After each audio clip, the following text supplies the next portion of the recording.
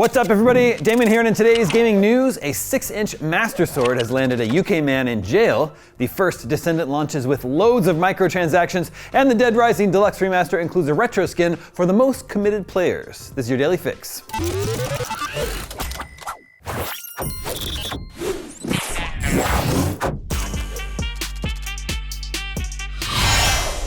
A UK man was sentenced to 4 months in prison for carrying a 6-inch Master Sword in public. As reported by our sister site Eurogamer, 48-year-old Anthony Bray of Nuneaton, Warwickshire, England, was spotted carrying a replica of the iconic weapon from the Legend of Zelda series openly in the local town centre. Warwickshire police spotted Bray on June 8th via CCTV walking down the street with something in his hand.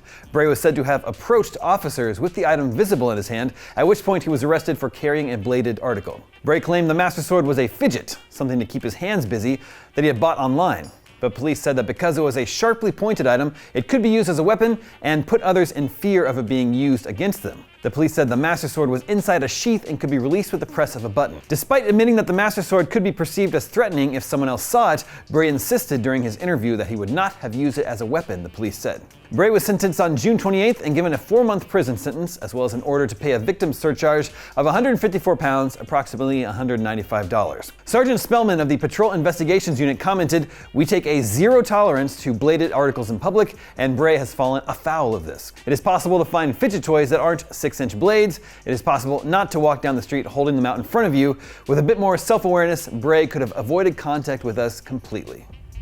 Moving on, Nexon's free-to-download looter shooter The First Descendant has enjoyed a huge launch on Steam, but players have hit out at ultra-aggressive microtransactions. The First Descendant is a Warframe-esque action game designed to be played co-op with friends, with progression tied to a deep-rooted grind. But it's the monetization that has sparked debate during the early days of The First Descendant's launch, as well as issues giving players rewards they're owed that have forced Nexon into offering compensation. Nexon, which is behind other multiplayer-focused free-to-play games such as MapleStory, launched The First Descendant with a packed cash shop that sells everything you'd expect from a game of this type.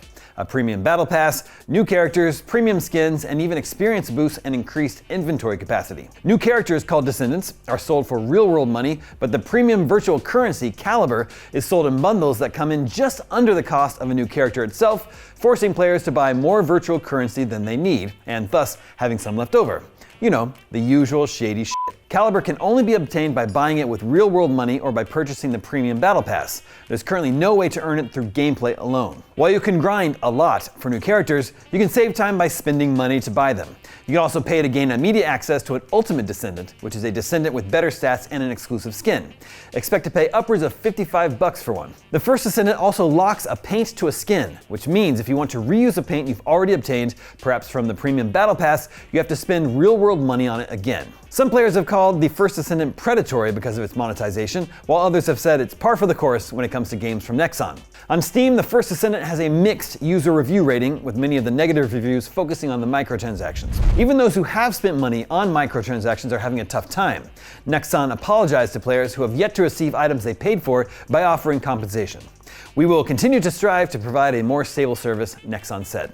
Despite all this, the First Descendant hit a Steam concurrent player count of nearly 230,000, which was enough to put it in the top 5 most played games on Valve's platform.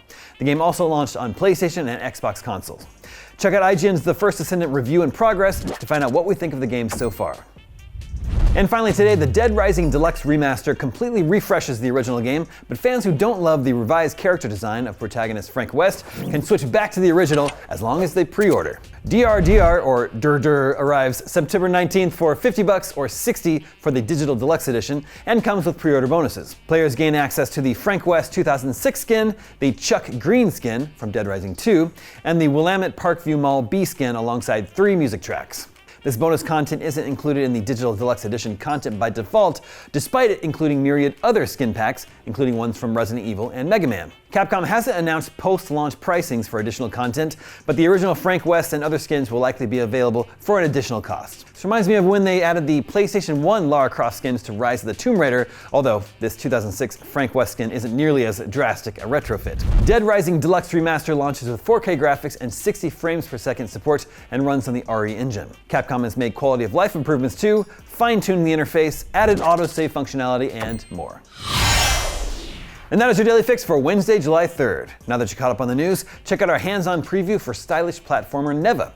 I'm Damon Hatfield, and for all your gaming news, stay tuned to IGN.